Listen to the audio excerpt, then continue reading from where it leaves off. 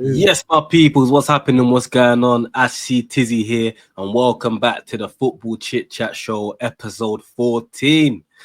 And I'm here with man like Mike's, a man like Tariq, not the guy from Power, as he always tells you, not the snake.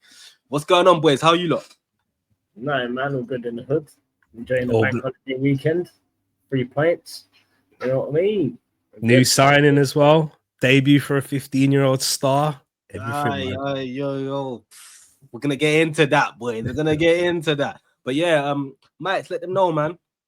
Yeah, I know they already know, but let them know for the ones that don't we're know. back in it. I told you coming quick with the videos this time round, didn't it? They're coming quick and fast. So yeah, man. And what's this? Another a week, 3 videos. We wrapped up already. So yeah, man. Plenty more content to come. Yeah, man. Another one. We're on acceleration, no brakes, bro. We're just accelerating. We're not with no brakes, bro. We got Berta at the helm. Pushing it.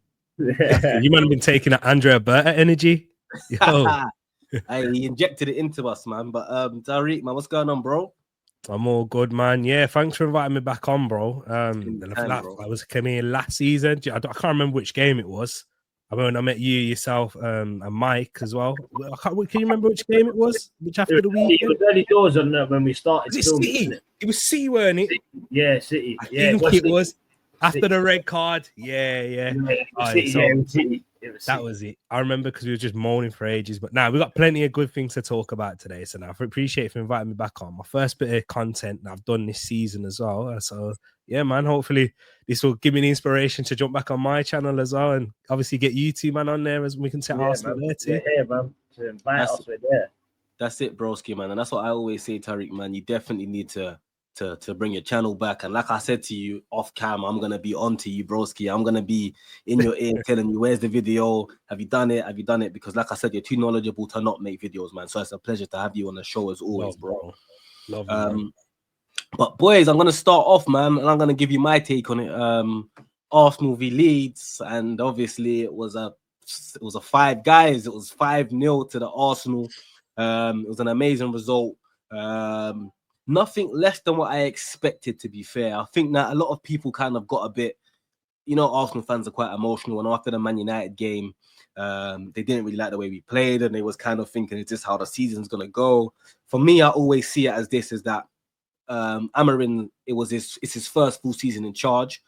After the season that Man United had last year, there was no way, that they was going to not be up for it against Arsenal, bro. It doesn't matter if it's 1990, 2009, 2019. Whenever we go to Old Trafford, they're hungry for it. It's almost like the new fan base of Man United fans hate us more than they hate Liverpool. So I weren't too disappointed in how we played. For me, it's about getting points on the board, and I think that to go to Old Trafford to keep a clean sheet, to stink it out 1-0, it's a beautiful result, man. Our first game at the Emirates as well. I knew it was going to be fireworks, especially when you're announcing someone like Eze and he's coming onto the pitch and he's bringing that energy as well. So for me, it was a fantastic game. Great first home game. Gyökeres. Every time I say his name, it's like I can't even help but I can't help but do that. I can't. Every time I say Gyökeres, I have to do that. But Gyökeres scoring 2 goals, and I know at halftime, whether you're on Twitter, whether you're on group chats, whatever it is, whether you're talking to your friends, they was trying to cook him at halftime. They was saying, he can't move, he looks rubbish, 002, all of them memes are coming out, and then boom, he scores his trademark goal that they told us that he can't do in the Premier League. So for me, overall, a great result, great performance, clean sheet in the bag again, defensively solid. We didn't really look under threat. Obviously, in the first half, they had that header, which is a fantastic save from Raya again. But that's what your keeper's got to do. Do you know what I mean? If you do get past that defense, then your keeper's got to be able to make them great saves. So for me, fantastic result, and over the moon, boys. What do you boys think about that Leeds game? Go on, T, you go first, man. I appreciate it. So yeah, man, I was actually at the game. I had the pleasure of going, and you could just tell from the whole build-up going into it, there was a lot of excitement. It was, I think, it all really kicked off with the Eze chat and the Eze announcement, and all the lead up to that week was with Arsenal stolen Eze off Tottenham, and we finally got that deal wrapped up. And even though it came off the back of a Havertz injury by the looks of it, but there was that newfound excitement and energy that I haven't felt when I've been to the Emirates. I've only been on a few occasions, and the last time I felt this good was that first home game in the season against Leicester when we beat them 4-2. Gabriel Jesus was phenomenal. Fire. Last time we felt like that, and everyone was just so buzzing and excited, and got into the stadium at 15:15, looking forward to that announcement. Everyone was in there early, missed their drinks. Everyone just wanted to get to the seats to welcome Eze, and there was a newfound buzz.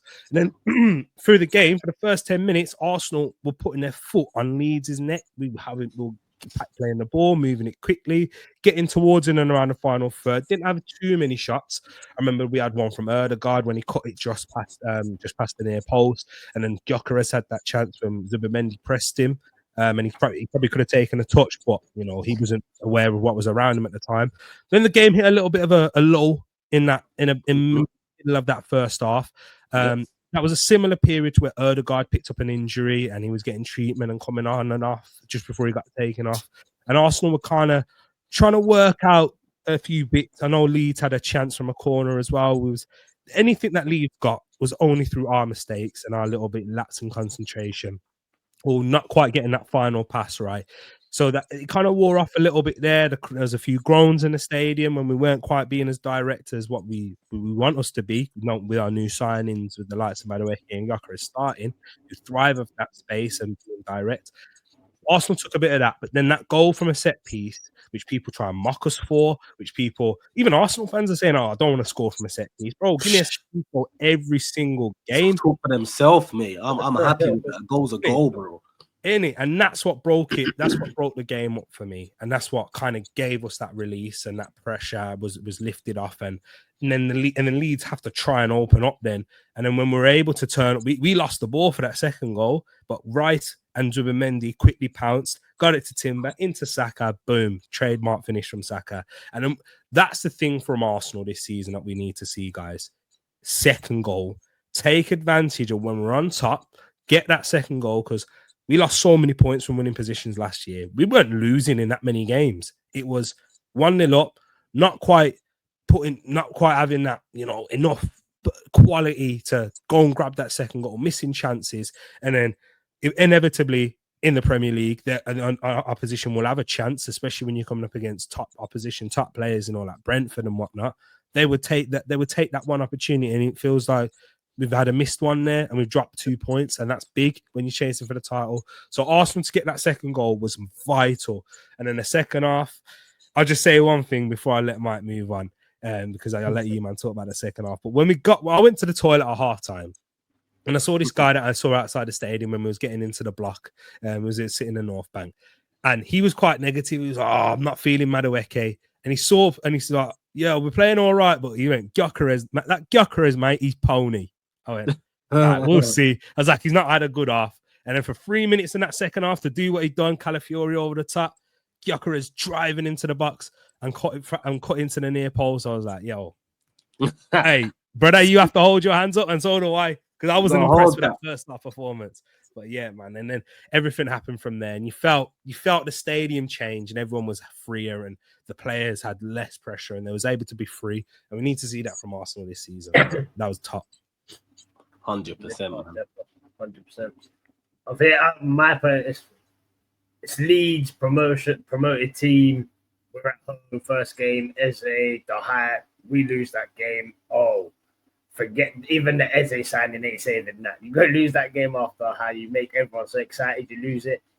But no, I was strong game. Not the greatest. We could have been a bit more clinical. Could have been a bit in the first half, but bar that, done the job, innit? It's another 3 points on the board, 5 goals. Cheers, take it, move on. Again, you're not seeing these man in their full potential yet. Wait till that game 5, game 6, game 7.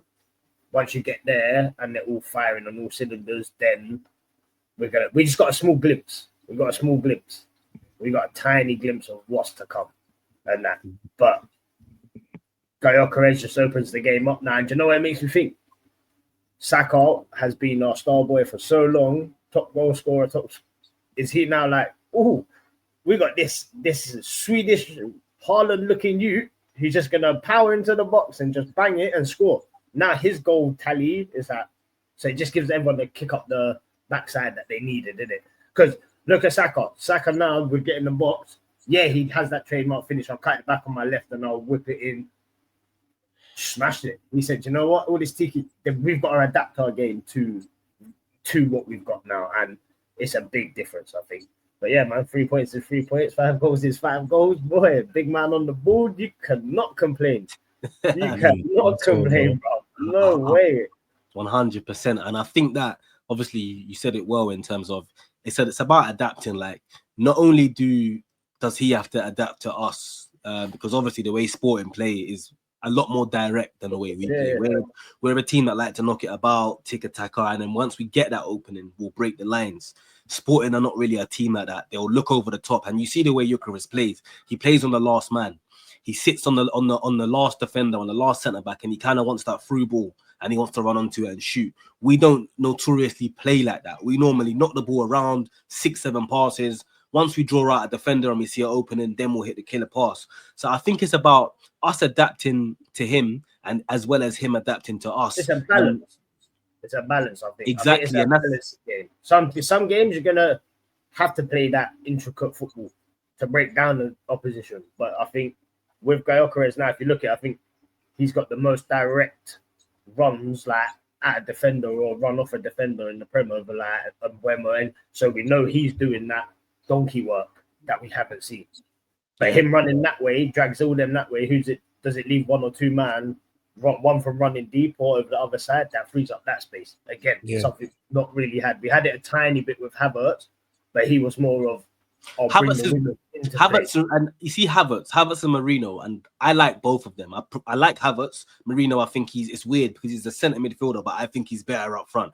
But for me, it's weird. But the reason why I think that is because of the way we play, we've almost put midfielders up front. Now, midfielder wants to come in deep and get the ball, and they want to be involved in the way that we play. So I think that it suits us as a team, which is why I wasn't surprised why Arteta wanted someone like a Sesko, because Sesko wants to drop deep, he wants to get involved, he wants to link up play. Gyökeres isn't like that. Technically, technically he understands I'm not the greatest, but I can score goals, almost like it's a complete different way of playing now for us.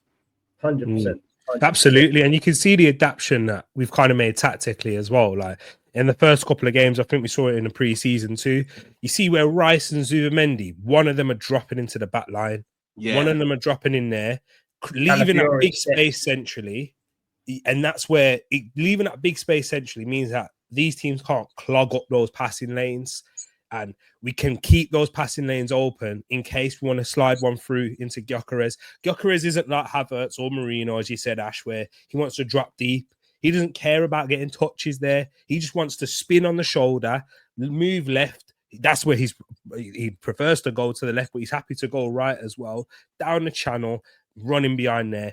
That's all he wants. I don't care about making passes. I think he only had like 4 passes in the game or something stupid like that. He's ready to stiff on. He's ready to stiff on the man. Get out of my way. I'm coming. I'm coming. And that's where it's going to be so interesting, like, because if we drop Rice deep and if teams decide to press us, we know Rice can carry. And we saw it in one of the times in the second half where Zubimendi played it into Rice and he carried it through the middle then and he played it out to Max Dowman. If we give that to Rice and give the opportunity to Rice to start with the ball in front, with everything play in front of him, instead of being, behind him. And, that's not Rice's game. He's not someone who's, you've seen that famous clip on Filthy Fellas. Oh, he can't take it on a half turn. He's not. He ain't built like that, is he? But he's technically very good. We've seen it with his set pieces and his shooting and his passing and whatnot. But he wants to drive. He wants to carry in space. And if we're able to do that for him, and then we've got runners like Madueke, Gyökeres, and then if we see our new signing Eze now, who's someone who can take it on a half turn and wants to drive as well, boy, we've got so many different ways to hurt teams now because we can play the intricate style in small, tight spaces with a Wanyeri, with a Odegaard, with a Saka. And then we've also got the pace and power and directness of a Madueke Gyökeres, Eze and whatnot. Boy, this is the team. What we're saying now, you know, we watched us last season struggle against low blocks, and we was like, oh no, if we come up against this type of team, we're gonna be in trouble. Nah, we got the answer for every team now, and that's what things that people I don't think we take for granted as Arsenal fans. The fact that we can score from a set piece, we can score from a cross, we can score from nice little one-touch intricate play.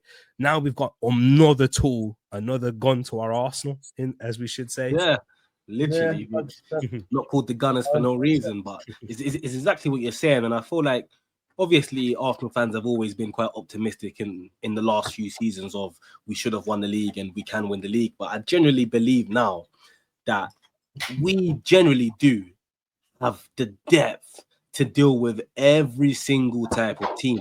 Exactly as you said, like we've got before, it wasn't necessarily because if you look at our records against the big teams, the teams that almost feel like they can go toe to toe with us, we come out on top of them games. Of course, it doesn't equivalent to a trophy, but that's not where we struggle. We don't struggle against teams that think that they can come toe to toe with us. We normally come out on top. It's the teams that say, all right, we're gonna sit back, you break us down, and if you don't, we're going to catch you on a counter and we're going to mess up your whole game. And we know how it kind of gets at the Arsenal. Once you go 1-0 down, your fans don't really like it and it kind of turns a bit toxic, and that energy feeds onto the pitch where the players start believing that they're not going to score. I saw Culture Cams, who's a Man United fan, who said he hasn't seen a set piece taker this consistent since David Beckham. And I generally think that he's not lying when he says that. Like, he wasn't saying that Rice is a better set piece taker than Beckham, but the consistency of Declan Rice's delivery has to be studied. It's a joke. Obviously, everyone knows it's just a corner. You just got to put it in the right position. I get that, but it's easier said than done. 10 times out of 10, I'm not even going to do the 9 times out of 10. With Rice, 10 times out of 10, his delivery is on point. It has to be studied, and I think that Rice is such a. Obviously, people like to compare him to this and that, and people like to say, "Is he worth the money?" In fact, I don't even think that people even bring up the 105 million anymore, except for the trolls and the haters. They're the ones that want to bring it up. But people that actually have football knowledge and ball knowledge, you can't even question the 105 million because Rice, we go send him now. We go send him now and make 50 mil. English, purebred, centre mid like that. Yo, brother, go send him for 150 mil profit, yeah? Easy, quick. Of course, quick. Yeah. But Rice is like, he's such an underrated player, like his work rate, and exactly like what you said, Tariq, like for us to get that second goal, he's the one that obviously Zubimendi defensively great, he's winning his tackles and that, but as soon as we lost the ball, it must have been within like under 2 seconds that Rice's brain has said, "I need to get it back." He's got it back, and we've got the goal. So he's such a valuable player, and I think that what a Rice does is he makes midfielders around him better because he does the work that you don't want to do, that you're not really comfortable with doing, and he does that for 90 minutes. It's not like he just has a 20 minutes burst of, you know what, I'm gonna press for 20 minutes. This guy is 90 minutes. He's a 90-minute battery. He knows what it's like. It's his nature. That's his game, innit? He knows it. It's not even like a second nature thing. You can't coach that though, to be fair. Yeah, it's just inbred in him, innit? It's just there, like, it's there, bro. It's installed in the muscle glitches and that, like the muscle. Yeah, I need to go back this way, but the muscle knows before his brain tells him. Bro, he's got football in the Premier League happens so quickly. You can't. It's all instinct. That's what it's all based off of. So the fact that he sensed that danger and he's got the athleticism and speed to go and get there, nick it just ahead of that Leeds player, so where Zubimendi is able to pick it up, bro. One thing I'll say: if you want to be Arsenal fans, you want to start worrying and that, boy, we can't lose Declan Rice at any little injury this season because we'll miss a lot of that physicality, that quality. We miss set pieces, is what you just said, Ash. We'll miss our set piece king if he picks up a little injury like he did last season. Remember that period, like November time, and he was like playing with that broken toe and he wasn't quite on it. We can't have it. We need to keep him fit. Wrap him in bubble wrap. England don't want him anywhere near it for now. To be honest, rest him up. 100%. But that's why I feel like it's with the squad depth that we've got now, we're able to do that. Like, obviously, it's different types of players, but somebody like a Eze who can play as a left 8, or can play as a left winger, or can play as a 10, you're able now to identify certain games and say, do you know what? I can save Rice's energy for next week and I can play this person. Or we're winning the game, I can take Rice off after 60 minutes. Whereas last season, I feel like we didn't have enough depth now to do that. Obviously, Marino last season was playing up front. He wants to play in that kind of Rice position now. So now Marino is able to kind of come in and kind of give Rice that break. Obviously, Eze can. I feel like there's so many different ways that we can play now. Obviously, Rice last season, we saw him a lot in that left 8 where he was kind of pushing forward. And this season, we're kind of seeing him in the pivot with Zubimendi. They're both kind of taking it in turns to kind of drop deep, take the ball off the defenders and kind of push up. So I think that we have adjusted this season. I think that obviously it is early days. It is going to take time for us to get into our full flow. But at the end of the day, the Premier League is about putting points on the board. The Premier League is about, you'd rather keep up with the pack rather than be chasing. I know certain teams say mentally would rather be chasing, but for me, I'm not with that. Let's just stay with the top of the pack, because the truth of the matter is, if we went to Old Trafford last week and we lost, and then we went to Leeds at home and we drew, we're on 1 point. We're already chasing. And it's like the league hasn't even started, and you don't want to start off like that. I think that for us to be going to, obviously, we'll get into it a little bit later in the video, but for us to be going into Anfield with 6 points is a massive mental boost. You need to keep up with the pack. Obviously, City lost to Tottenham, but you know City will probably bounce back. I think they're going to have an iffy season anyway. But for us, I think we just got to concentrate and worry about ourselves, boys. I think that as long as we're winning our games and doing what we have to do, I think it's going to be a successful season for us, man. But I do have a downer for you, man. I do have a downer, unfortunately, for Arsenal fans, and it is on that game that we played against Leeds. 2 of our boys ended up coming off the pitch, Saka and Odegaard. And I read today some news came out that Saka's going to be out for about 3 to 4 weeks. I heard Odegaard's injury isn't too serious, but he might be a doubt for the Liverpool game. What do you boys think about that? Saka and Odegaard maybe not there for the next few weeks, or Saka not being there for 3 or 4 weeks. Even though for me, Saka hasn't necessarily been on his best form, I think that it's a mental boost for our players when Saka is on the pitch, whether he's performing or not, to know that you got Starboy on the right that can turn up. I think it is a mental boost for us, and defenders don't want to play against Saka, regardless of whether you've had him in your back pocket for that game. You'd rather Saka not be on the pitch than him be on the pitch. So how do you boys feel about Saka and Odegaard potentially being out for a little bit? I think, first things first, if you had said this last season, them 2 injured, second game, blah, blah, blah, every Arsenal fan would have been hearing it.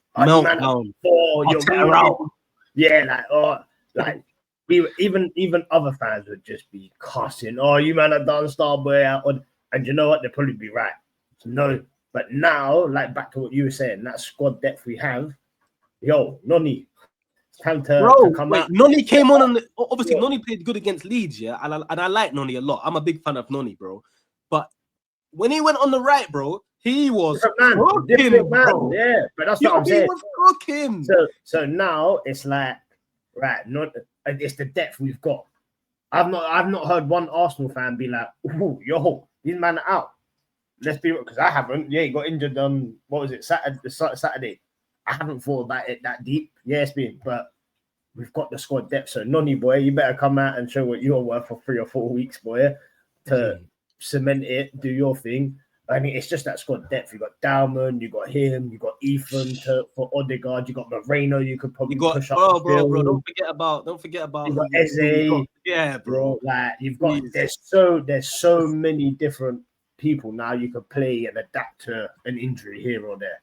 Do you know what I mean? Yeah. Whereas before, them 2 out of the game. If you had said that last season, like I said, second game in, season over, we'd be saying done. Yeah, we'd be getting wounded. Like, look, I can happily say, well, look, Ash's showing 10 teeth, and we've got 2 injuries. He's the same. Look, it's calm. We don't go for Turkey, brother. We just, you know what I mean? So yeah, no, that just shows the level that Bert has come in and taken us from. So we've gone from here, competing here and hereabouts, but now we're hit. Do you know what Bert has kind of done? Not give us no excuses, but he's given us no excuses. That, you know what I mean? it's Like, fact. you've got to go out there. I've done what you sort of been missing. Go out there and show it now, because you've got that squad depth. You've got it. 100%. 100%, Mike. And I do share a lot of them feelings as well, that you and Ash both share too. But then on the other hand, it's a bit mixed as well, because I'm also a little bit gutted. The fact that it's because I feel like we never actually play Man City, Liverpool, or anyone with our best team. I've never seen our full 11 out there. Remember last season at the Emirates, and we ended up with 17-year-old Miles Lewis-Skelly at left back, who went on having a Premier League game at that point. We ended up with Ben White at centre back, with Kivior, no Gabriel, no Saliba, no White in the end, because White was playing half fit, Timber was playing half fit, Saka himself was half fit, and we had no Odegaard at that point either. So it was really frustrating at that point. And Arsenal, we've never really got to play them. The same with City, no Odegaard then, 10 men. The same at Liverpool too, no striker, none of this and that. So there's a little bit of frustration there. But all of us here are still expecting that we fully believe that we can go and win. And that says a lot about how this squad has been constructed. The fact that we've got Eze coming in, and we can say, yeah, we'll lose Saka's creativity, but we've got Eze who knows the Premier League, who knows Liverpool. He's fit. He's played a couple of games already. And yeah, he's going to have to take time to adapt into our system, but he can make a difference in this sort of game because he's got the quality. And we know he can. We've seen it. And that's what gives us that belief. And I mean, what we've seen from the early glimpses of Nani, his performance when he moved to the right wing for that short period of time was like, this is where he feels at home. This is where he's at his best. This is where only little back heel flicks and that. I'm like, yo, exactly. no, you weren't doing that on the left. He looked sharp, and and we know what he can do. And also, what gives us confidence is Liverpool's fullbacks don't look the greatest defensively, do they? We'll see some more of that tonight up against Elanga and Anthony Gordon and whatnot. We'll definitely. Frimpong's injured for a couple of weeks as well, you know. Exactly. I mean, I wouldn't have minded if Frimpong played either, to be honest with you. I was literally saying that, Tariq. I was saying, you know what? I know they got Bradley, who's decent, but I would have preferred Frimpong to be in there because he thinks he's a right winger. Yeah. He would have. So defensively, but even with Bradley there, like we saw him up against us last season. Like he's been okay in some games. Like, you know, we played against Real Madrid, he had a really good game, and we talk about him and Mbappe and whatnot. But I don't think he's that great either. And none of them are what Trent are. And Trent wasn't great defensively, but he had a mad threat going forward. And I don't think Kirkes nor Bradley, nor really Frimpong yet has that same level of threat of inevitability that Trent had. So yeah, and we've seen the imbalance that Liverpool have in their midfield. And what's our strongest area? We probably our midfield and defense. Defense, obviously, but our midfield now with Zubimendi and Rice fit and looking like they're building up that relationship. We still have a solid base. Like we're going to be playing potentially a whole new front three: Eze, Gyökeres, Madueke, and still potentially have the likes of Trossard and Martinelli on the bench, as well as Dauman. And Dauman's probably better than all three of them at the moment. Honestly, look at the depth that we have. I don't think we've ever seen this at Arsenal. Have we ever seen this level of quality? Nah. Even when you go back, even you know what? Even when you go back, like you know when you go back, yeah, you had that, like you had the bit. Who's it? Omri. You had Pires one side. You had your boy Lundberg. You had like it was that. Even like when man coming off the bench, you got Francis Jeffers. Like oh, who's that? Now you've got who do you want to pick? Who do you want to come on? Yeah, who do you want to come on? Because everyone that's coming on in that replacement holds weight. Someone's got their name on the shirt out there somewhere. Yeah, you know what I mean? Whereas now, yeah, man, I don't think any of us here could guarantee put our house on it who's playing as our front three. Because even though Martinelli's not been good, he played well against Liverpool whenever he's done. That's what I was going to say to you. I was going to say, to be honest with you, Martinelli's probably had his best games against Liverpool. So I wouldn't be surprised if Martinelli actually does start on the left. Obviously, depending on Odegaard's fitness, if Eze don't go in that 10 and then Noni doesn't go on the right. And I wouldn't be mad at that. Like I said, the thing is, if someone like Martinelli he's frustrating 100%, and his end product can be better, which we know. But no one can deny his work rate. or No, what he's going to do 100%. for the whole time he's on the pitch. And we know full well if Martinelli's playing, he's not going to stop running. His end product ain't great, as you said, but that's why we got the big man up top now. That's why we got the big man up top. So if you're going to run your backside off, just play it to the big man. And we've seen what he can do. If you give him one shot, he done nothing really against Leeds until he had that chance and he scored. Obviously, we saw him in the first game. Not even the first game, the first half, where we kind of looked a bit nervous, where they tried to play out. We took the ball off them and he kind of snatched at a chance and it went wide. That's just the nerves from someone like Gyökeres. I think that it's a bit of stage fright, man. It's a bit of stage fright, isn't it? Bro, goals for a striker breed confidence, bro. When you start scoring, you start believing that you can score again. When you don't score, you start having that doubt in your head of, I don't think I can score, or should I shoot? I think that the more goals he gets, obviously, the better he's going to get. And obviously, like I said, it is an adapting thing with Arsenal and Gyökeres. But I don't feel worried. And it's a weird thing because, yes, Saka and Odegaard are two key players. But I just think that we've got enough depth now to be able to go to Anfield and to say, do you know what? We're not sitting back here, you know. Like we're not, because someone like Noni and Martinelli, they're playing with points to prove. They want to start.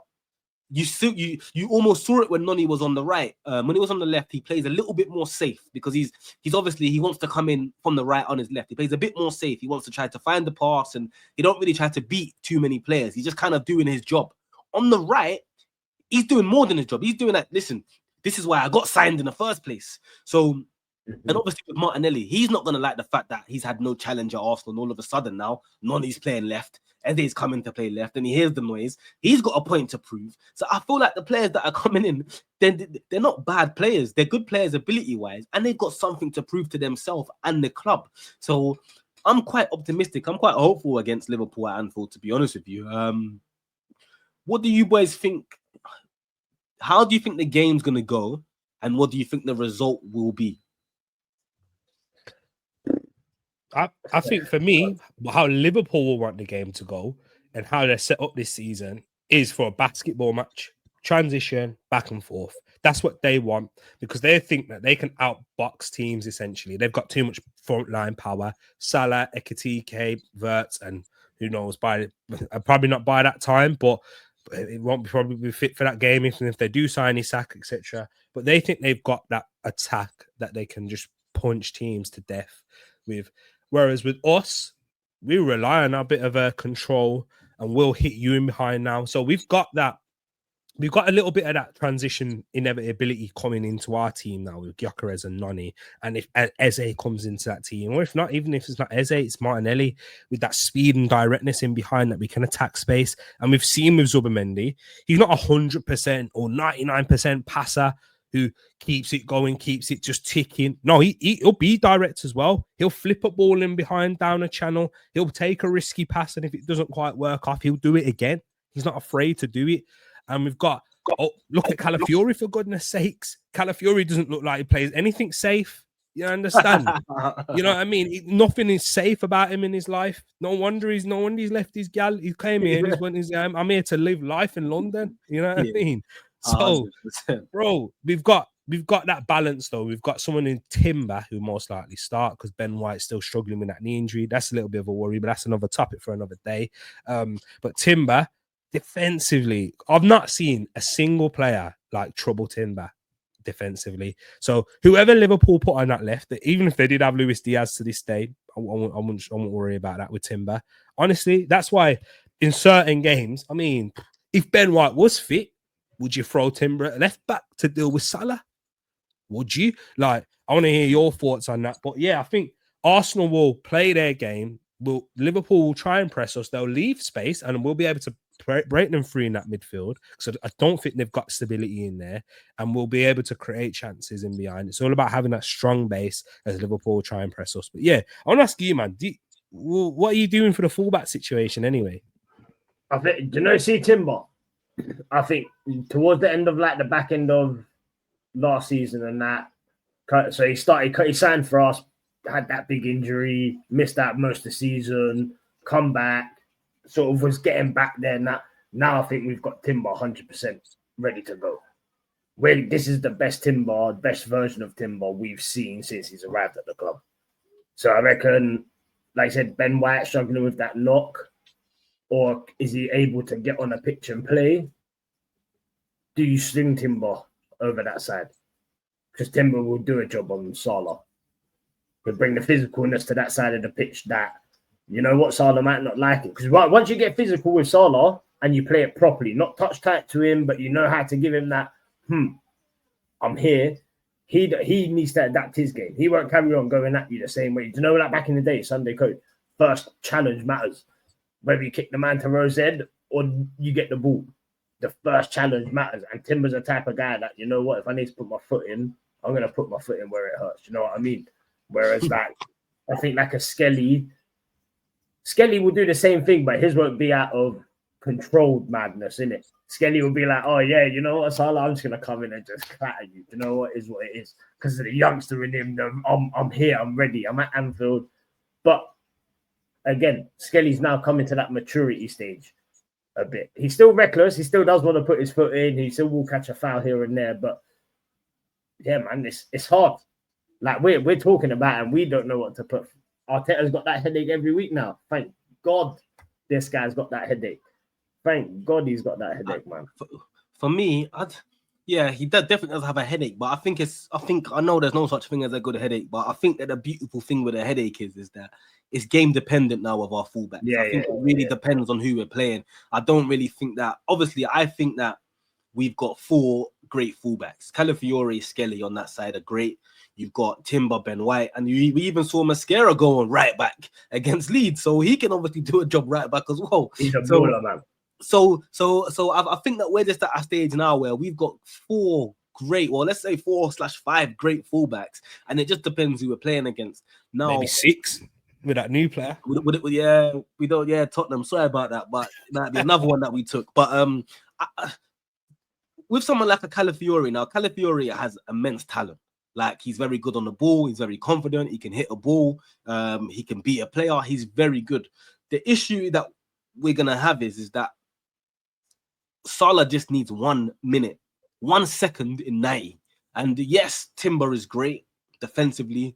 Skelly is great defensively for me. Obviously, he can improve. He's still a teenager. Calafiore likes to go, whether he's in a 10, a centre mid, we don't know. The issue that we've got now is how do we play this with Salah? Because Salah just needs 1 second in the whole game and he'll put it top bins. And we've seen Salah do it. He can do nothing. Most of the time, Salah don't even have a good game. He doesn't do the most, but he manages to get on a score sheet. So I know Calafiore has been probably one of our best players in the first 2 games, to be fair with you, but I wouldn't be surprised if he gets dropped in this game. And it's not because of he's done anything wrong, but I think it's the way that Calafiore plays. We can't really afford to give Salah any of that type of space at Anfield. We've seen it before. Remember when Arteta he started beefing the crowd, and you heard the roar, and the game went left for us. And I thought that's a stadium where you don't want to give them an inch at Anfield and they'll take a mile. I think that Liverpool will be quite clever. And they'll almost hope that we play Calafiore, not because he's not good, but because the spaces that he takes up would make Salah's game even more better for him, and he might end up on the score sheet, which I don't want to see. So I think it is a bit of a sticky one, and I wouldn't be surprised if Timber goes left back and Mascara goes right back. I genuinely wouldn't be surprised if Arteta looks at it and says, "Do you know what? Their main threat is Salah. Maybe we can bring on a Calafiore in the second half." I think the thing is with Lewis Skelly he's a very great and up-and-coming left back, but he's a bit naive at times. He's a bit like Kirkes for Liverpool, as in like tunnel vision, isn't it? He sees the tunnel. Yeah, sometimes you need to know when to do that tackle and when not to do that tackle. And you know already with refs, with VAR, we're not liked. And Skelly is the type of guy that will put it on Salah. And if he gets a yellow card in the first 10 minutes, it's a game changer. Now he can't even get close to Salah, because Salah will play that game and make you go in for a tackle, and you don't want to go 10 man at Anfield within 20 minutes. Lewis Skelly sent off. You're done. I've seen that story before. So I think it is a good headache for Arteta to have, and I wouldn't be surprised if Timber does go left back in that game. I think defensively, it makes the most sense, but it depends on Ben White's fitness. I don't know about throwing Mascara in at Anfield as his first big game to be starting because, as you know, Anfield is not a joke. I think if Ben White is fit, Ben White will start right back and you will see Timber left back. But again, Arteta could be looking at it and saying, you know what, not that I don't rate these, man, but boy, we got enough in the tank to go at them and just said, you know what, Calafiori, you're starting. Do what you've been doing week in, week out. Because Gabriel likes to defend in that space anyway. Zubimendi and Rice almost do play as a pivot. So does he say to Rice, you know what, Calafiori is going to go, but I need you to kind of cover in that space if Salah is in there. So I don't know. It's weird as an Arsenal fan because we've never been able to have. Yeah, that's what I mean. Yeah, that's what I mean. We had this conversation. That's refreshing because it's not predictable and we don't know, and neither will Liverpool. Listen, if Calafiori does play, Liverpool have to set out a game plan for him because he is what's special on that left. He's our wild card. He's incredible. He'll look at my days. Honestly, you man, if you haven't seen it, and guys watching, if you're watching this now, go watch Gyökeres's goal. He plays the ball over the top and ends up into the box, into the 6-yard box by the time Gyökeres smashes it in. You can't leave a player like that. And we've seen how good he's finishing left foot, right foot header. Like, Liverpool will have to make up a plan for him if he does play. So if Arteta says, you know what, we got Salah to worry about, but let's give them something to worry about. Calafiori is just that. How many times against Man United he made a run inside as well, inside the defender? Lely Yoro was, Man United defenders are like, who do I go? Do I go to Calafiori? Do I go to the winger? I don't know. That's the question he poses. But those are the things. So for me, I'm a bit of a scaredy cat. I'm not gonna lie. I'd stick Timber out there, innit? So because I'm like, we can negate Salah. But hey, this is the thing. This is what we love now, Ash and Mike.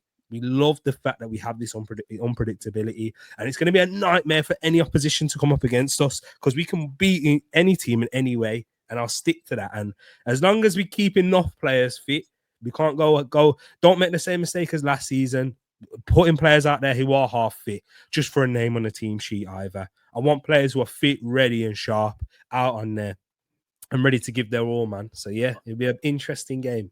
100%. And obviously, before we wrap this up, boys, I want to get your predictions for the Arsenal v Liverpool game, man. Be brave, be honest, man. I'm gonna go first, and you know what? I'm gonna say 3-1 to the Arsenal. My gut wanted to actually say 2-2, if I'm being completely honest. But I think the bravery in me is gonna say 3-1. I think that Liverpool losing, obviously, 3 attackers. Rest in peace, Diego Jota, Luis Diaz, Darwin Núñez.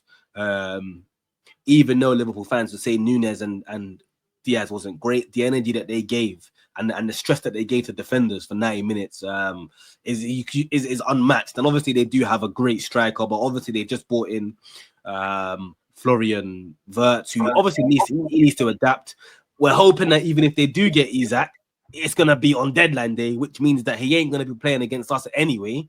So I'm not too scared about Liverpool. I think that their midfield with, what's his name? Slobizlai, however you say his name. Or however, SpongeBob. Let's call him SpongeBob.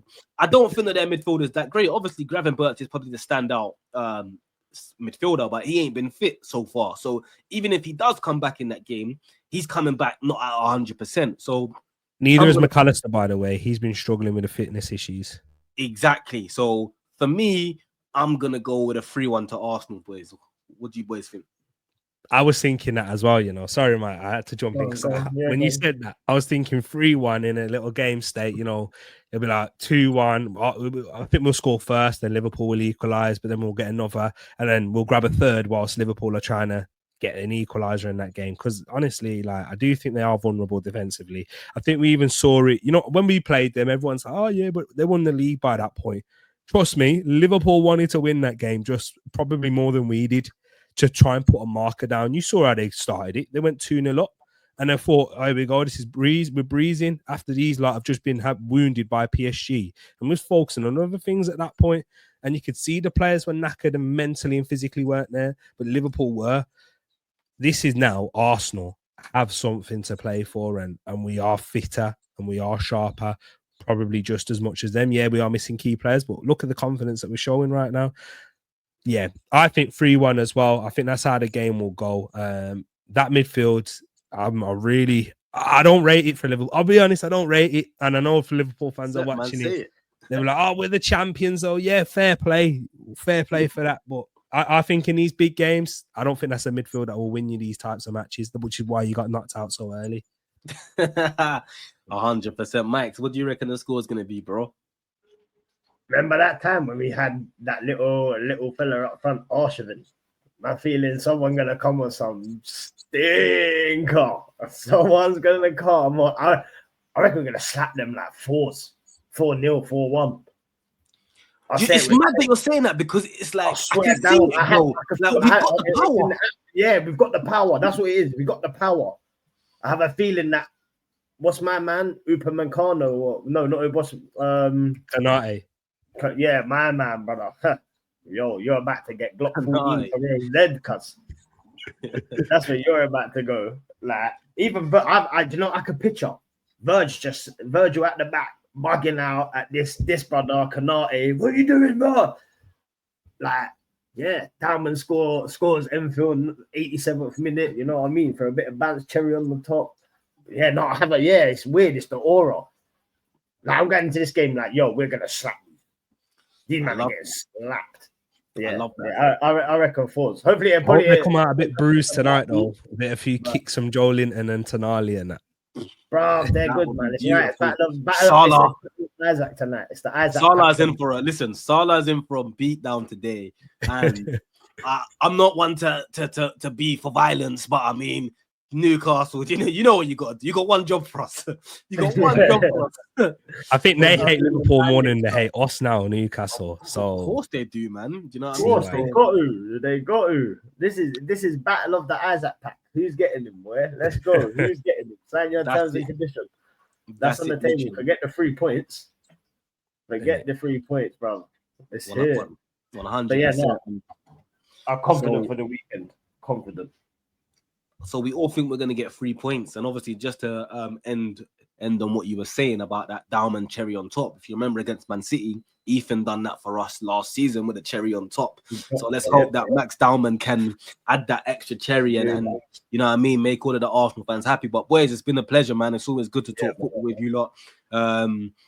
Arsenal v Liverpool is a big game. It always is. And hopefully, man, we can have a conversation afterwards and kind of talk about the game. But Mike's, man, where can they find you, bro? Normal Twin Breaks _ Mike, Instagram, TikTok, all the shebangs. Get at me on there. Content, wherever you want. Shout me. As usual, links will be down below. But yeah, man, another episode in the bag. Come on, broski, man. And Tariq, thank you for coming on, broski, man. Big up yourself, man. Appreciate the invite, man. Love for this always, Ash. And appreciate yourself as well, Mike's as well. Yeah, anytime to jump on, man. You're welcome, man. Love, man. You can find me at Tariq Talks, guys, on YouTube, on Twitter as well. Those are the 2 places where I'm most active. I need to take a bit of lessons from Ash as well to work the TikTok and that when I get time and that. But let me do one thing. I haven't posted a TikTok in 2025, but okay, bro, I know because what was happening was that it's like obviously you're supposed to do a little bit of everything, TikTok, YouTube, YouTube. But because my TikTok was going quite great, I thought to myself, I can translate this onto the YouTube. But YouTube's a whole different platform. You know what I mean? Like it's like I've just been trying to work out this YouTube algorithm and kind of build up my YouTube. TikTok's a bit more easier because it's like people are just scrolling on their phones and you can do hashtags and all of a sudden I was getting like 30 comments on random people engaging, and I thought, let me go onto the YouTube now and build it up. But definitely, man, broski, man, the algorithm's a bit different in it, so like people can find you without wanting to click onto a video in it, and that's the difference. Whereas in YouTube, it's like, I have to get people to want to click on that. So I hear it, man. It is a different beast, but and guys, you watching this year, we've kept it on the 50 minutes. We was talking about this before, and this is why you guys need to make sure you press that like button. Download it if you got YouTube Premium or if you got something else. You know what I mean? I'm not going to be promoting them things down there. Download it.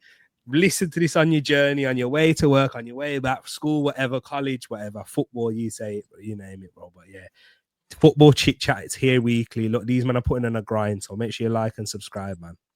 Come on, man. Big up yourself, man, then, man. And love each and every single time. And make sure, obviously, all the links will be in the bio. Sorry, all the links will be in the not even bio's on the thingy, but in the description. All these I'm getting old, man. I can't keep up with all these different social media things, man. Like everything's all over the place. But all the links will be in the description, so make sure you're subscribing to the guys as well, man. Obviously, Mike's is on here weekly as the co-host, and obviously Tariq, he said to me, and I'm putting it out there so everyone can hear this, he's going to be back in the international break doing content. So everybody get onto him and make sure you go over to his channel and like and comment, subscribe, and make sure he gets his content out there because, man, we enjoy talking with him and he knows what he's talking about, man.